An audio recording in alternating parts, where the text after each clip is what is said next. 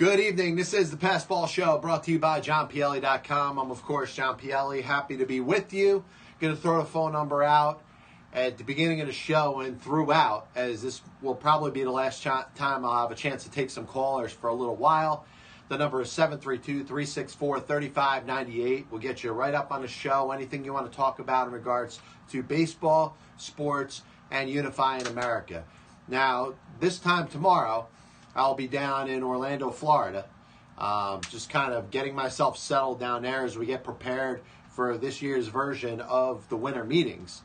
And obviously, we're going to be spending a lot of time down there speaking with, executives, people associated with the game, players, and we will continue the Passed Ball Show from down there starting tomorrow. The good thing about doing the show kind of sporadically or whenever I want, I know I aim for 6 to 7 p.m. every Monday through Friday, but it gives me the ability to kind of do the show whenever is best suited. For example, if I'm if I'm meeting up with a certain player or I'm able to get an interview, I can record that interview whenever. So that's what I'm looking forward to doing this week. The next time we do the Passed Ball Show, which will be around 24 hours from now or maybe a little bit later, we'll be from Orlando, Florida. And the good thing about it, like I said, we're gonna have a series of guests. Some of them you might be surprised with who ends up coming on the show. And I'm looking forward to this next series of shows, but also the networking and everything that's involved in it. And for those that aren't as familiar with the baseball winter meetings, it's something similar to other sports. And obviously we hit the off season and there are times that are set where a bunch of executives or a bunch of teams and a bunch of prominent people will get together and be able to talk ideas. With these ideas obviously come some transactions, and if you're following the baseball off season to this point, it's been very quiet. You're starting to see some things moving, and we'll talk a little bit about the Dee Gordon trade to the Seattle Mariners, which seems to be the first major move that we've seen this offseason. You've seen a series of minor signings, Mike Minor signing with the Rangers, no pun intended, but no legitimate moves. Obviously, we've spoken about a lot on the show over the past couple weeks, the up-and-coming potential trade that will involve Giancarlo Stanton is going to set the offseason kind of off. The same way the signing of Shohei Ohtani, when he finally signs with a team and the other teams that are pursuing him could kind of talk about or analyze other different avenues as they get their off seasons going. So, this will be my fourth year going down to the baseball winter meetings. I did it the first time 4 years ago in San Diego. And over that time, I've been able to network with a lot of different people. And the goal is to bring the show with me as I go down to Florida. And like I said, some of it could happen. We could potentially do some shows from the Dolphin Resort, or we could do some shows from, different venues. But the goal is to keep this going. And one of the things I wanted to do today, as before we head down to Florida, is I wanted to get on some other things going on into the world of sports and send another message to America, which obviously the show focuses very much on those three things. The goal is, like I said, as we get down there, we're going to set some interviews up. If I'm able to set something in advance, like if I get a prominent guest that I'm going to do an interview with, I'll send some messages, whether it's through Facebook Live, whether it's through Periscope or Twitter, and we'll get the word out that, this interview is coming up. And the good thing about, what I've appreciated about doing the Passed Ball Show in this type of way has been the ability to listen to the show on replay. And I do want to thank the many people that have tuned into me and listened back through Periscope. And the same thing will happen over the course of the next week or so. I got a lot of things planned, and I'm kind of excited about some of the guests we're going to be able to welcome in to the Passed Ball Show. And I'm telling you, it's probably going to start a little bit of a domino effect. And those who have followed the Passed Ball Show for years know that I have conducted many interviews, and the show was kind of centered around interviews that I was doing with baseball players. I want to do that a little bit, but I don't want to do it in the same type of force that I did. And prior to doing a show, almost daily, which I've been doing for the past 5 weeks or so, the shows that I was doing before were centered around the interviews that I was doing. Now, it was good because I had the opportunity to speak with a lot of different players and still have that same ability now. But I want to use the forum that I have here to talk about things that I don't feel get brought up enough. And there are baseball topics as I correlate them in regards to baseball history, and also things that go on in the sports world that I don't feel get enough of an angle that I'm bringing. And, yesterday we were talking about Rafael Palmeiro, comparing him to Stan Ross. Major League Baseball managers essentially being guidance counselors now, therapists. I don't think there's as many people that are getting on those particular issues as they pertain to sports. So I'll continue to do that. And like I said, we'll finish up the program today talking a little bit about where we have to go as people individually. And I put this on every American, and I've said this before. This isn't who it is that we want to blame a little bit more. I think there's so much of a lack of accountability out there in regards to the say that we all have as people, the ability that we have to make good on the opportunities that we have. And a lot of them are taken for granted in regards to the country that we live in right now. We live in a free country. We live in a country that's full of opportunity. And the opportunity exists based off of whoever you are. It doesn't matter. The differences that we have that we tend to bring to the forefront are unfortunately holding us back. And it's not to blame somebody else for you not being treated fairly. It's that we are not taking enough of advantage of the opportunities that we have as Americans. And we could go further, and I'll piggyback on this a little bit later. We could go forward and use those opportunities to unite ourselves as opposed to dividing ourselves. But like I said, baseball winter meetings, we're probably going to take a little bit time off from Facebook Live. So this will be the last show on Facebook Live, probably for a little while, at least until I get back from Florida. So I do want to thank all my viewers and all my listeners that have followed me through Facebook Live. And I understand that I'm going live from my show page as opposed to my personal page, which I know does impact the amount of people that I'll click in and view and pay attention to. But for everybody who has caught the show since we've come back, and we've come back in full force, and I think we've covered a lot of great topics over the past 5 weeks. We will be kind of moving away from Facebook Live for a little bit. But Periscope will still be doing live videos on Periscope. I hope to be able to do some interviews and some shows from the winter meetings at the Dolphin Resort in Orlando, Florida. So I was thinking of a couple things, and I do want to start off by talking a little football. And if we have time, we'll do some Pielli's picks. We'll definitely cover the Thursday night game, which is a big game between the Atlanta Falcons and the New Orleans Saints. So we'll cover that. We'll talk about where we've gone with Pielli's picks and stuff like that.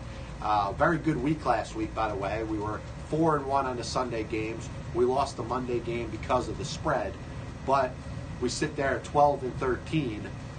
Kind of mediocre, which is basically what I call my football picks, even though I do put as much insight as I can, and I focus on things that I really feel will favor a certain team in a matchup. And like I said, the biggest deal with that has been the point spreads. They've been so on point in regards to the accuracy. The games are ended up finishing within a point or two of the spreads. And if you're playing spreads throughout the year, I'd be anxious to see anybody that is doing well with the spreads, because it's really tough to do. And I tell you, you have to have either a tremendous series of luck on your side, or just a matter of being, whatever. You may have some advice that you could give me, or you could call into the show and give some advice to the listeners on exactly how it is that you're getting these picks right. Because like I said, it's not just picking the game straight. It's adding these spreads, which seem to be so accurate and so on point. Now, I didn't get much of a chance to talk about the New York Giants coaching change. And I know, the New York media, the talk shows and stuff like that have spent a lot of time talking about it. So I'm not going to reiterate a lot of the points that you hear or you see or we have focused on in regards to what the media is covering. Obviously, there's a correlation between the coaching change that the Giants made, firing Ben McAdoo, also firing Jerry Reese, and a decision which almost seems to be instantaneously the announcement that Eli Manning will be the starting quarterback this Sunday against the Dallas Cowboys. Now, in regards to how I feel, how the situation was felt, I told you I was a little torn. I think the Giants, as a 2-10 team where they sit right now, they were 2-9 last week when they decided to pull Eli Manning and start Geno Smith. I understood the aspect. The team's got going nowhere. You have two quarterbacks, whether it's Geno Smith or Davis Webb. The Giants owe it to themselves to have a little bit of an idea of what they have in each of these other two quarterbacks before they make a decision next year. Where are you going to draft? You're going to have a high draft pick. Obviously, there's a lot of very high caliber quarterback prospects that could potentially be franchise changers.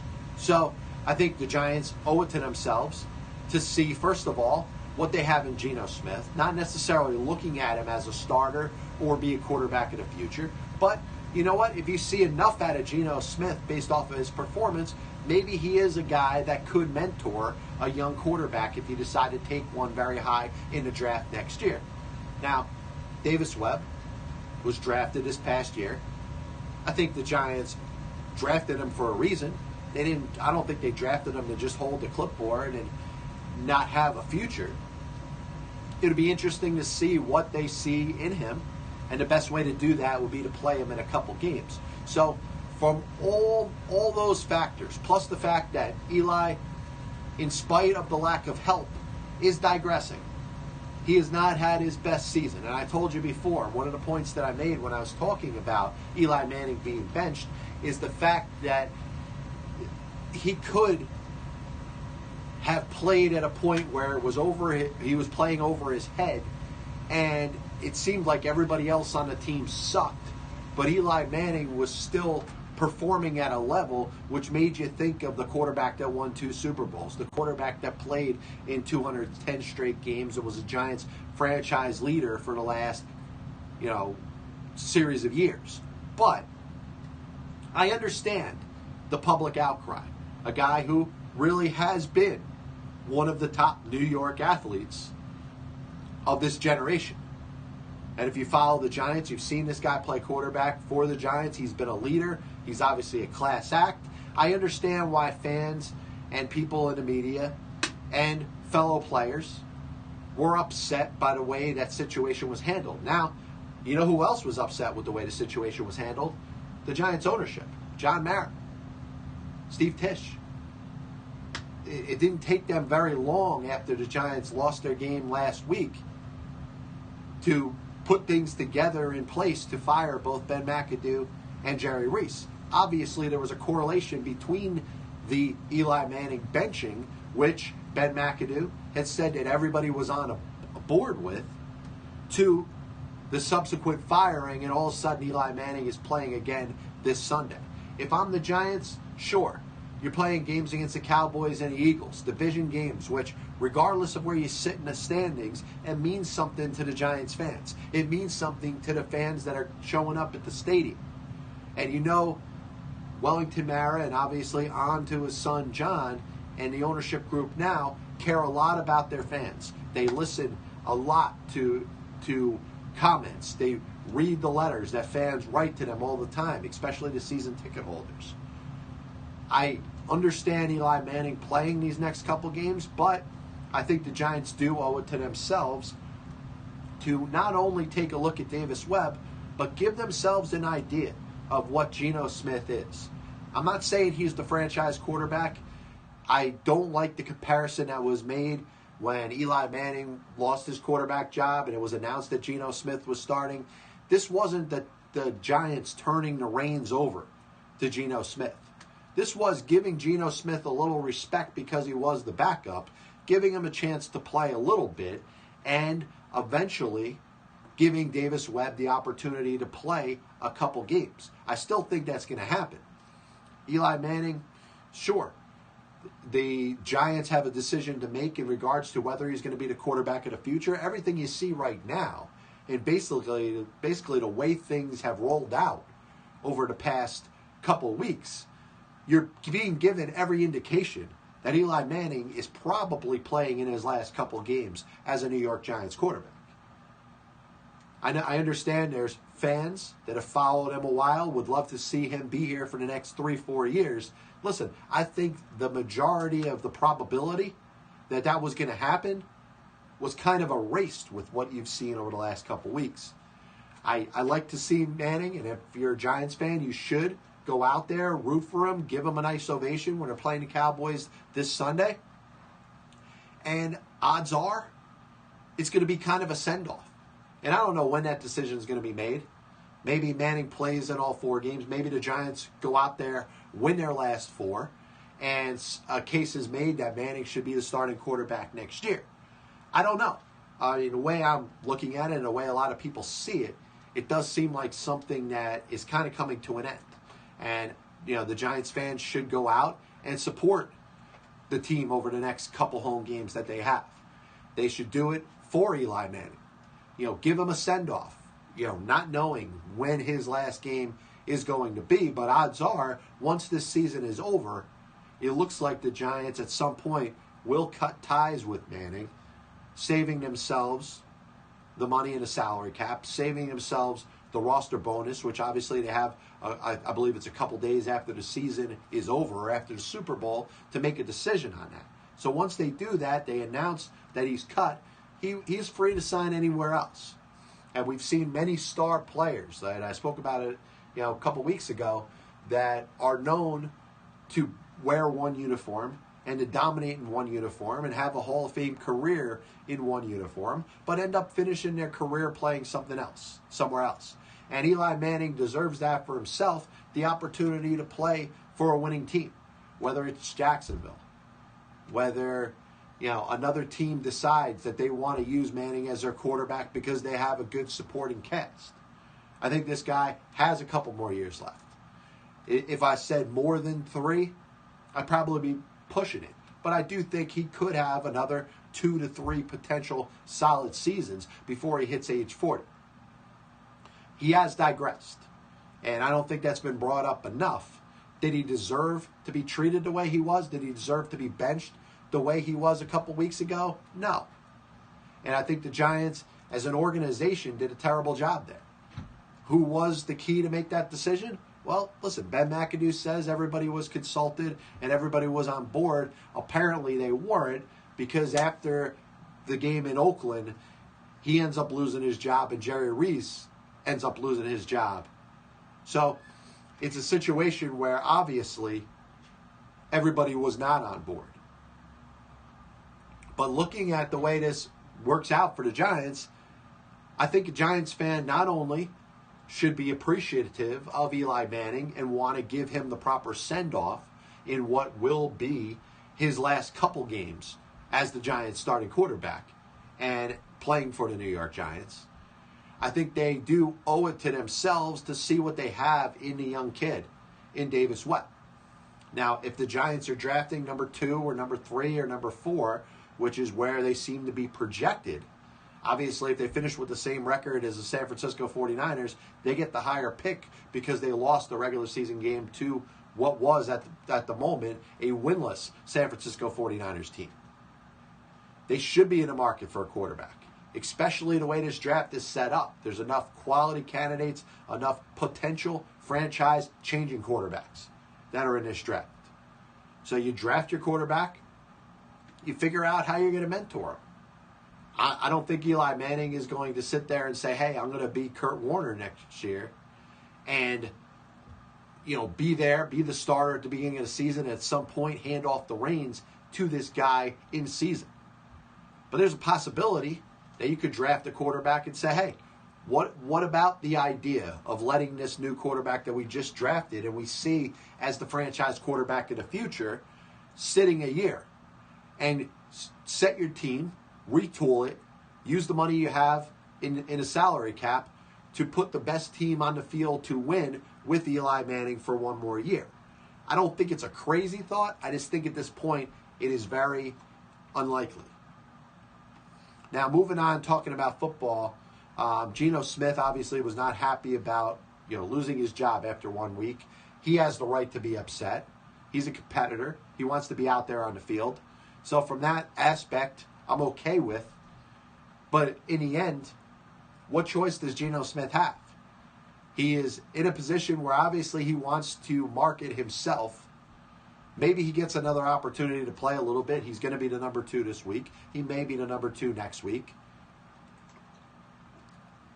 The best way that Geno Smith can market himself is playing at an extremely high level when he's on the field. He made a couple mistakes last week. You could call it rust, but a lot of Geno Smith critics will say it's the old Geno Smith. It's what can be expected for him. He's a marginal quarterback, an average quarterback, probably not one of the top 32. And when I talk about the top 32, we talk about 32 teams in the NFL and 32 quarterbacks that could be starters. I think he is a backup at this point. But being a backup in a right spot can give you the opportunity to play. And this is what anybody in that spot will be looking for. We spoke about it about Colin Kaepernick. If he's on a roster now, that quarterback could go down at any moment. You saw what happened with Aaron Rodgers. You saw what happened with Deshaun Watson. You've seen what has happened to many starting quarterbacks in the NFL, not just this year, but in previous years. If you're the backup quarterback, you are one hit away from being the full-time starting quarterback. And obviously, the way a lot of these injuries happen, you see some injuries that are day-to-day or week-to-week, but many injuries are in a nature where it does cost that player the season. And the NFL doesn't hesitate. The NFL organizations and teams don't hesitate to take a player and say, I don't care what kind of star caliber player you are. If your injury is going to take a long period of time, we're putting you on IR because the value of that roster spot is that important in the NFL. And sometimes, like I said, you look at OBJ, you look at Aaron Rodgers, you look at Dalvin Cook, you look at many top players that you can't imagine a team playing at the same level without those type of players. But when those injuries happen, it seems to be less of a negotiation in regards to how long these players are going to be out. It's the IR designation, and they move on. So if you're a backup quarterback in the NFL, you're one hit away from being the guy. And I'll tell you, we could talk about the top 10 quarterbacks, the top 12 quarterbacks. There's a drop-off at some point. And there's a series of quarterbacks playing in the National Football League that are marginal, average, or mediocre at best. So if you're a backup, if you're a solid backup, you have a chance to play, potentially, for one of these other teams. And I don't know what the future holds for Geno Smith. Obviously, the Giants are not in a position where they feel obligated to have to keep him around. So if Geno Smith acted up or made a bigger deal about this situation than he did, the Giants could cut him and be fine. What does that do for Geno Smith? Odds are a team isn't going to pick him up with a couple games to go in the regular season. So Geno Smith is probably best suited to not say very much. You can make a case that what he said today might have been a little too much. But I tell you, he's probably better off just zipping it, looking for an opportunity. He's the backup. He may get in this game against the Cowboys. He may not. And when he's on the field, it's his responsibility to show the best of what Geno Smith can do. And if he does, he's going to have a job next year.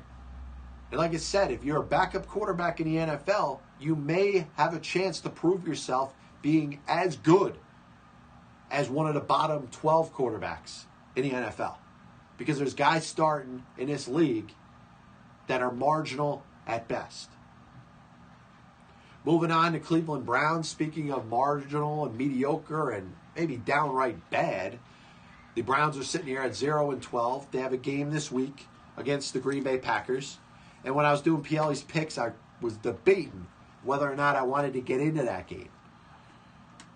The Packers are favorited by 3 in Cleveland.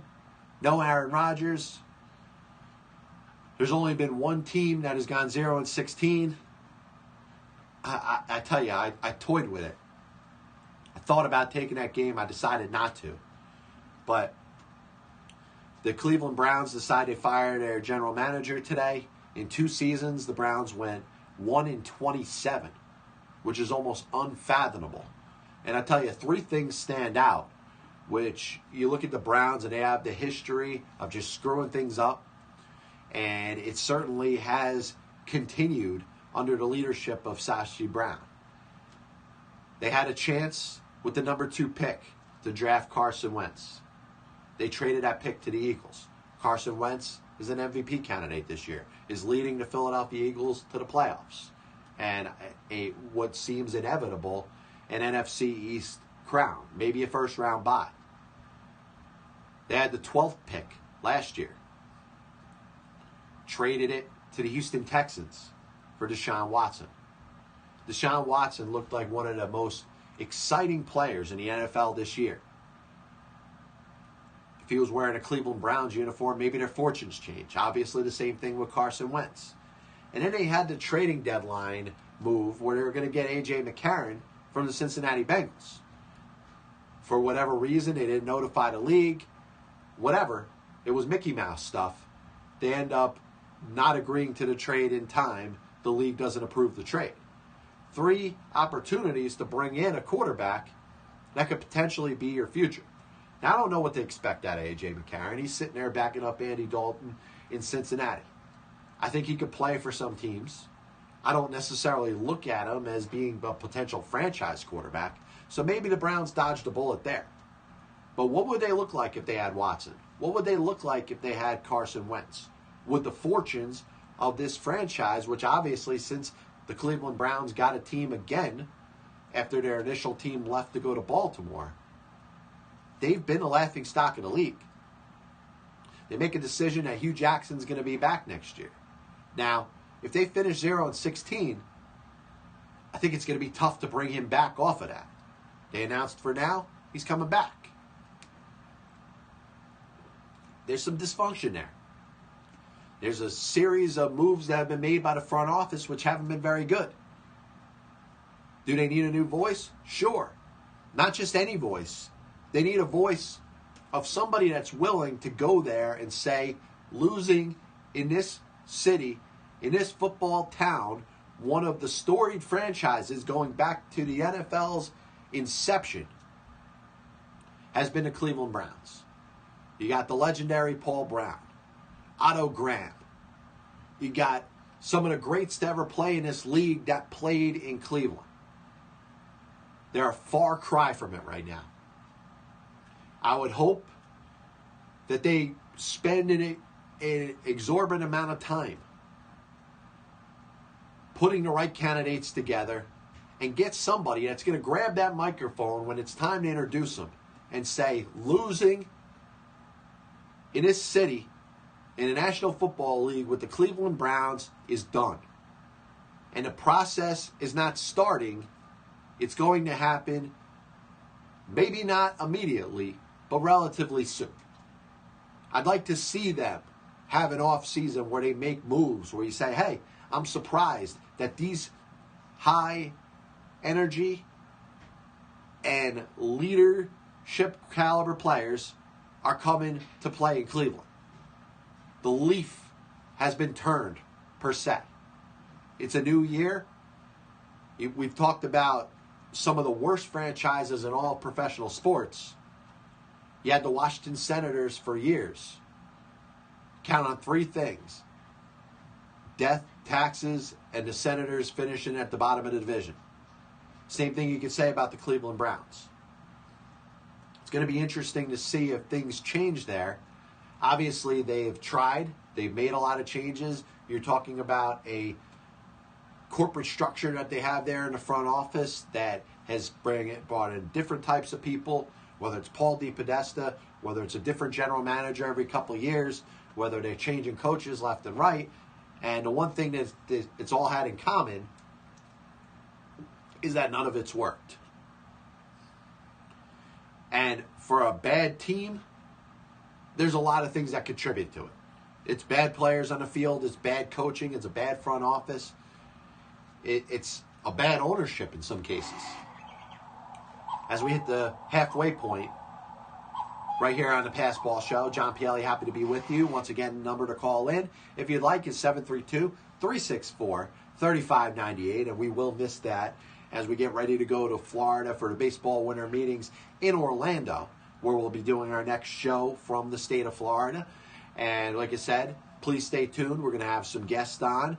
We're going to be talking about all types of different things, not just baseball, but obviously it's going to be baseball-centric as we're going to be down in Florida networking and doing the things that we need to do to grow the show, but also to let everybody know about things going on in the world of baseball, sports, and unifying America.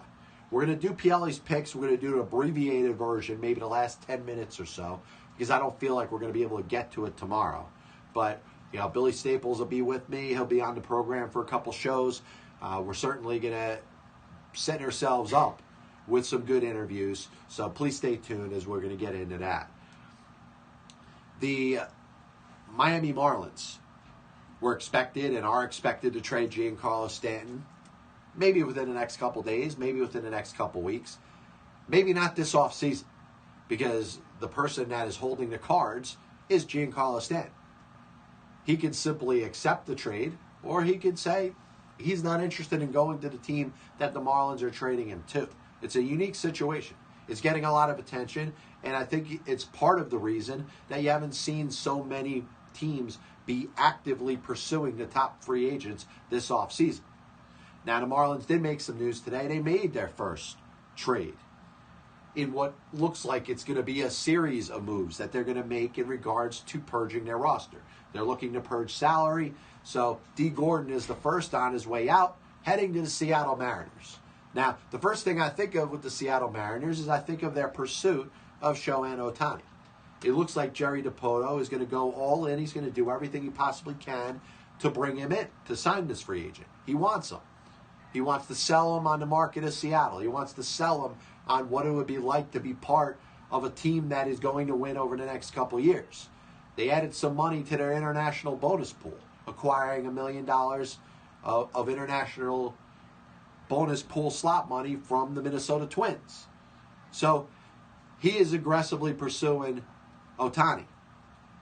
Dee Gordon comes over to Seattle. They have a second baseman in Robinson Cano, who's obviously on a hefty contract and is the centerpiece of their team right now. And they also brought in Gene Segura last offseason to play shortstop. Dee Gordon, who has spent his brief career with the Miami Marlins as a second baseman, came up with the Los Angeles Dodgers as a shortstop, is going to be playing center field. I don't know how that works out. How does Gordon rank as a center fielder? Obviously, the Mariners put a lot of stock into the advanced metrics. It's going to be interesting to see how he handles the position change. I think it's a good move for them. They got a table setter. He's an upgrade from Leonis Martin in regards to offense. Better than Jared Dyson, probably. So you got him and Mitch Haniger and maybe Nelson Cruz going back to right field with Ohtani DHing if they, in fact, sign the Japanese pitcher, who obviously will be playing the field. He's a two-way play. I like the Mariners. I've liked them the last couple of years, and I'll tell you, they've disappointed me two years in a row. I looked at them as being a potential World Series candidate each of the last 2 years. I looked like an idiot. So I'm going to have to see how this roster shapes up before I'm willing to put some stock in the Seattle Mariners this season. I think it's interesting to see how this could turn out. I like what the general manager is doing. I don't like the fact that he's continuing to make trade after trade. He's got to stick with a certain core of players that he's going to believe in, stand behind, and go with. He loves to make trades. Jack McKeon loved to make trades. He was known as Trader Jack. This is Trader Jerry. He wants to continue to make moves. He wants to continue to upgrade his roster. But sometimes the turnover itself brings the team down. And I've said this before. The New York Mets, 1992, worst team money could buy. You know why? It wasn't necessarily because of the players that they brought in. It was because of the amount of turnover they had in one off season. The Mets did it 10 years later in 2002. Steve Phillips turned the roster upside down, brought in all these free agents, made trades, moved players that were on the team for a couple of years. And the results were not good. And you saw it with the Miami Marlins of 2012. You saw it with the Toronto Blue Jays of 2013. The teams that make the offseason about them. How about the San Diego Padres a couple years ago? A.J. Preller took over as a general manager, had a ridiculous offseason, brought in all these top players. Where did the Padres go? It had to do with one thing.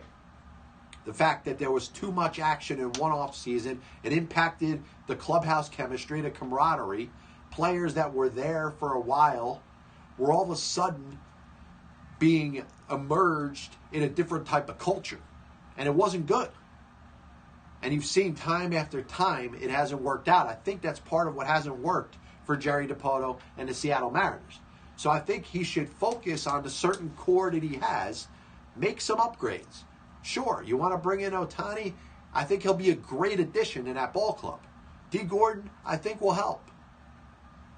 But at some point, you got to stop making trades for the sake of making trades. Yeah, you brought in the guy from the Athletics, Ryan Healy, to play first base. Okay. How many different places are you going to look to upgrade at one time? How many players do you have some faith in and are deciding you're going to trade and move on from? If the Seattle Mariners can stick to a certain core and believe in a certain group of players the way the roster is constructed and just go with it, I think they can go places. At some point, Jerry DiPoto is going to have to stop making trades. I don't know when. I mean, his track record, he obviously has a reputation as a very smart man, a very good executive. He's well respected throughout the game. But he doesn't necessarily have a track record of success. Whether it was in Arizona, whether it was with the Angels. He had a very good roster. He had some very good players with the Angels. They never seem to get over the top. Seattle Mariners the last couple of years, they got a good team. They haven't been able to get over the hump. Once again, John Pielli, Passed Ball Show, 732-364-3598. You want to get on, I'll pop you on for a couple minutes. You can talk about anything going on in the world of sports, baseball, or unifying America. Now, before I get into my America message, we will do Pielli's picks. I'm trying to think of some other things that I want to try to hit up. Got baseball winter meetings, like I said. We'll be down in Florida tomorrow. There's, the Giants situation with their quarterback, Eli Manning. You got the trade of Dee Gordon to the Mariners, which we've spoken about it. We're going to get into Pielli's picks right now. And if you just give me a second, let me pop on the right music as we get the right song up here. And that's another thing we're not going to be able to have as we move on towards the winter meetings. Like I said, we're going to be in a lot of different environments. We're going to do some interviews from the winter meetings itself. A lot of different things in different areas. So we got Pielli's picks coming up.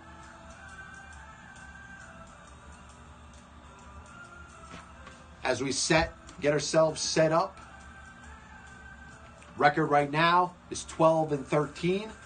We got a little boost from last week when we went 4-1 on the Sunday games. Lost the Monday night game because of the points. I had the Steelers, but they didn't cover the spread. First game we're going to go into is a Thursday night game, which I wanted to make sure I got that in while we were on the air today. And that, of course, is a big game, one of the more exciting Thursday night football games that we had this season. It's going to involve the Atlanta Falcons at home against the New Orleans Saints. And the New Orleans Saints are sitting there with the better record. They're 9-3. The Falcons are 7-5. The Falcons at home are favored by 2. And I picked against the Falcons last week, and I won. I'm picking them this week, though. I think the Saints have been playing at a little bit over their heads. I still think they're a good team. I still like them to advance far in the postseason. I think Drew Brees still plays at a high level. Kamara, as the running back, has been outstanding this year. He might be the offensive rookie of the year. They got the cornerback, Lattimore, who they drafted with the 4th overall pick, has been tremendous this year. Might very well be the defensive rookie of the year. I like the Saints. I think they're a good team. I think they have a chance to go very far in the postseason. I think this game means a lot more for the Atlanta Falcons. So Pielli's pick, Thursday night game, I'm taking the Falcons -2 against the Saints. Moving on, I picked 5 games. I'm going to go right through them. I'm going to make it real quick because I want to make sure I get the message to America as we finish the program up today. The Pittsburgh Steelers at home, 5-point favorites against the Baltimore Ravens. And I talked about it last week when I was talking about the game against the Bengals, which a lot of people said was going to be a letdown as they're getting ready to play the Patriots the week after this. I think this is going to be the letdown game. I know they didn't play their best, but the Bengals seem to bring out a lot. You seem to get the best of the Bengals when they're playing the Steelers, regardless of where they sit in the standings. The same thing with the Baltimore Ravens, who right now are on the inside of the playoffs as they're looking to lock down that 6th seed. I think the Ravens are going to give you their best today. You're going to see a good performance. I think their defense is going to show up. They're going to game plan well against the Pittsburgh Steelers.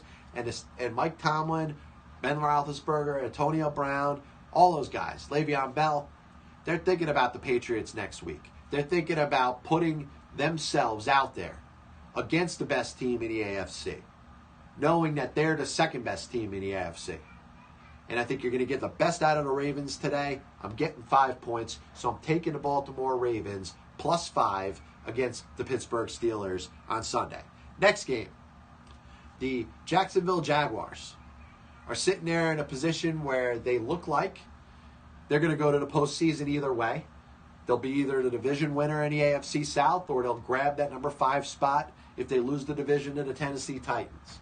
They have a nice matchup this week. Seattle Seahawks. They've been playing good football. I don't trust the Seattle Seahawks on the road. And I think this will be a great game and a great opportunity for Jacksonville to play an elite team and give a big performance. Blake Bortles played a little better last week. He's been the one thing that's been holding them down. They got a great defense. They got some very good skill players. They got a good offensive line. They seem to be well coached.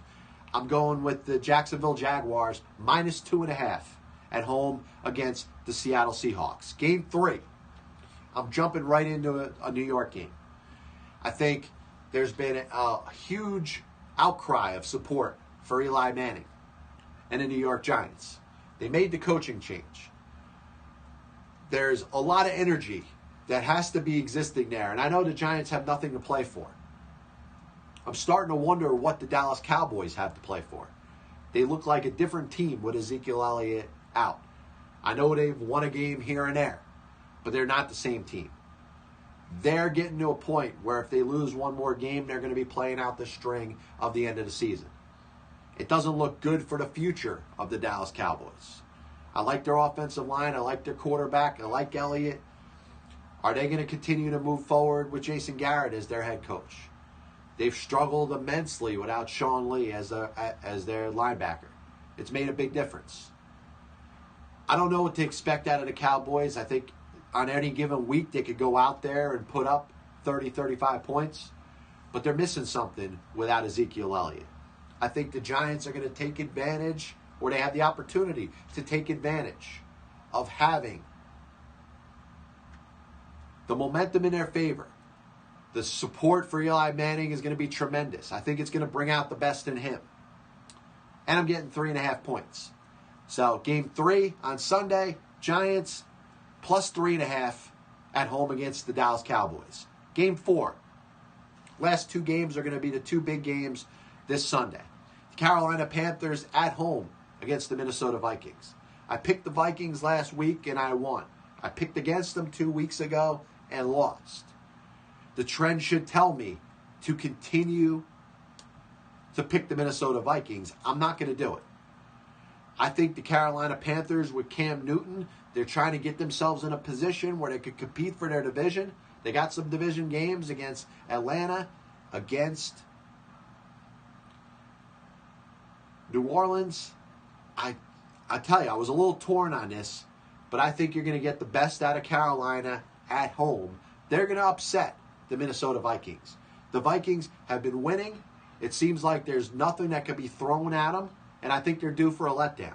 I'm getting 2.5 points.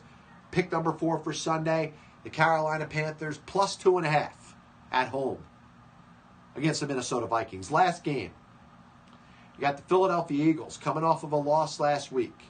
And I talked about how were they going to be able to deal with that first loss after sitting there at 9-1. They're 9-1. They look like there was nothing going to stop them. But at some point, they were going to lose. You were hoping they weren't going to finish 15-1 and lose their first playoff game. So I think this could be a good thing. But the question is, they've played a lot of lousy opponents. They've done a great job beating the teams that they're supposed to beat. They got a very big game this week, a playoff type of game, and a game that you could expect to see the type of football that we're going to see in a postseason once the playoff starts. The Rams, I think they're in a similar situation. They're a team that has excelled. Maybe they've come out a little bit too early. I think it's a great matchup with Jared Goff against Carson Wentz. I like the Rams at home. Favored by 2.5. And I'm worried about the Eagles. I think this will be a close game. I do. But I think the Rams can win it by 3. So we'll go over Pielli's picks one more time. Thursday night game, we got the Falcons -2 at home against the Saints. Sunday, we got the Ravens +5 at Pittsburgh. Jacksonville -2.5 at home against Seattle. The Giants +3.5 at home against Dallas. Carolina +2.5 at home against Minnesota. And the Rams -2.5 at home against the Philadelphia Eagles. Those are Pielli's picks. Once again, we sit here at 12 and 13. We hope to get back to 500 tonight with a Falcons win against the Saints. Once again, we're not going to be able to do a lot in regards to controversial sports topics and unifying America like we focused on the Passed Ball Show as we head down tomorrow. 24 hours from now, honestly, I don't know what to expect. Honestly, the next Passed Ball Show could be from anywhere. And, I hope, we could continue with the momentum that we built here. Sorry about that. I'm excited. I'm excited of what lies ahead. But like I said, from 24 hours from now, I have no idea where I'll be. The bottom line is the biggest point that I could ever make for you, the viewers, those who are listening, is we live in a country that we've been so blessed with all the opportunity that we have. And you looking at the screen right now at me, you could look just like me. You could look nothing like me. You could have any difference in the world from me. It doesn't make you any better than me. It doesn't make you any worse than me. The United States of America is built off of the melting pot that it is. It's the best of all over the world. It's the best of all different races. It's the best of all different religions. It's the best of all the differences that we tend to take it for granted here in this country. And it's unfortunate that we take it for granted. We spend so much time focusing on things we shouldn't be focusing on. We're focusing on our differences. We don't spend enough time focusing on our similarities. We spend so much time talking about what it is about us that makes us different and reasons that we don't think that we have the same opportunity as somebody else. We all have the same opportunity. We just have to pursue it. And you can look at all walks of life, and you can look at success stories. You can look in the mirror and see somebody that was just like you that ended up becoming very successful and is doing great things right now. How come we don't spend enough time talking about stuff like that? We spend so much time talking about categories and groups that we've put ourselves in some cases. And if we haven't put ourselves in a category or a group, we are put into a group or a category. And it's unfortunate. At some point, it should stop. I'm suggesting that it stops now. I'm hoping to lead the crusade to be able to change that down the road. And I hope that we get to do that. I hope that we grow towards a society where I can look at you and you can look at me and we see equality. We see the same opportunities. And like I said, whatever your difference is, whatever my difference is, we could always point to those that are just like us, that have succeeded, that are doing great things right now and plan on doing great things. And I know a lot of us want to do great things. And if you do, just start working at it, perfecting your craft. Listen, I love radio. I love communication. It's been a thing that I feel that God has given me the biggest gift to give back to you. And I'm not going to just wake up one day and have the voice of 20 million people or 50 million people or 100 million people. It's a process. But I'm willing to do the work. And I've been willing to do the work. I've been willing to get better at what I love. And that's communicating. And if you have a talent or there's something that you love, I suggest you take the time to see what the possibilities are of you being able to do what you love. Because most of us as Americans do a job that we hate. Most of us have a job that we're doing just because it pays the bills, right? We look at the resources we have, we try to make the most money we can, but we've settled in a lot of cases for doing something that maybe we like a little bit, but we sure as hell do not love. And I just make that suggestion. And hopefully I can get through to one person today. Hopefully there's one person that's watching the show. One person that's thinking about what it is that they love. What it is that they really like to do. And you know what? If all things were equal, it's one thing that you would absolutely be doing if you could. And I'm telling you this. It's not impossible. No matter what it is. Just look at the opportunities that could exist. You're not held back for any reason. There's no reason that you're held back. It's not because of race. It's not because of religion. It's not because of gender. It's not because of sexual orientation. Because no matter who it is that you are and what group either you've put yourself into or you've been categorized in by somebody else, there's people like you that have done great things. You have the opportunity to do great things. And just remember that. Unfortunately, it's not going to happen overnight. And I've had my aspirations over what it is that I want to do. And I'll tell you, right now, on the 7th day of December, 2017, I'm as close as I've ever been. And I'm happy. What I'm doing right now, damn it, I freaking love it. And I hope that everybody and each individual person that's watching this program right now can think of something they love as much as I love what I'm doing right now. And if you do, what's stopping you? Stop making excuses. There's excuses and blame that go out there, and we continue to do that. We continue to make excuses why we're not doing stuff, blaming other people for reasons why we're not doing stuff. Yet, we're not taking any accountability. And I tell you, if you take a little accountability and think of what can you do to make this better? What can you do to pursue your goals a little bit stronger? What can you do to create the possibility that you could do what it is that you love? Listen, we're all here for a short period of time. I don't know how long I'm going to be here. I know I'm not guaranteed tomorrow. Neither is anybody else. But I tell you, as long as I'm here, I'm going to continue doing this. Because this is what I love. And the more people I'm able to get to listen to me, to interact with me, to be part of the program, good for you, good for me. But I'm not going to stop. And for those of you that are out there pursuing your own individual goals, I wish you the best. I hope you continue to network and get yourself in a better position, because if you do a job that you love, man, it sure as heck isn't work. And that's what I've said about doing radio, and now I'm videotaping myself.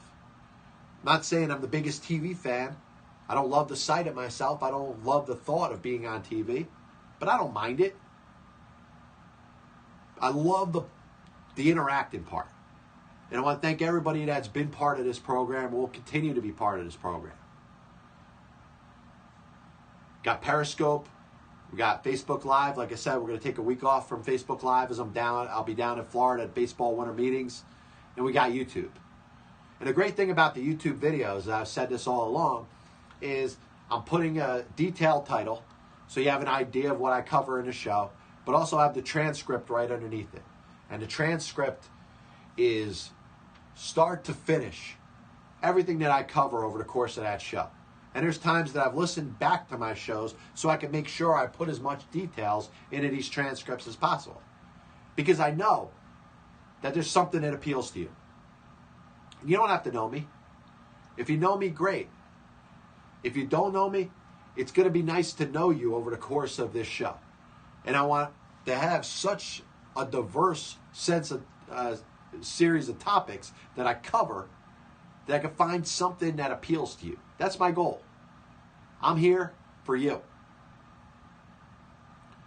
And like I said, the interaction is something that I love. I love when I'm talking about something, and I love just as much being disagreed with as being agreed with. Because I just love knowing that there's dialogue going on. And to conclude this point that I have, and I feel like I've labored it a little bit, communication is the key. And it's going to be the key with this country. When we continue to shelter ourselves off and classify ourselves and almost segregate ourselves from other people, whether we feel like we have no choice or we've decided to do it on our own, it's not constructive. We need to have more conversation. We need to have more dialogue. And I hope, till the last day that I ever do this show, that I can contribute to more communication going on through the people of this country. I've said all along, I love the United States of America.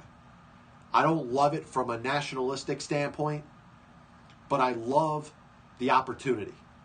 I love everything that exists in here that can allow anybody, no matter who you are, to do anything special.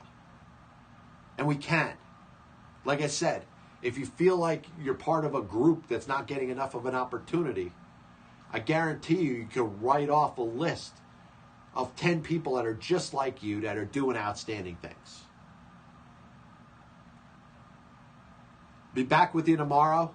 Like I said, we'll be down in Orlando, Florida at baseball winter meetings. God bless you. And as always, I'll see you on the other side.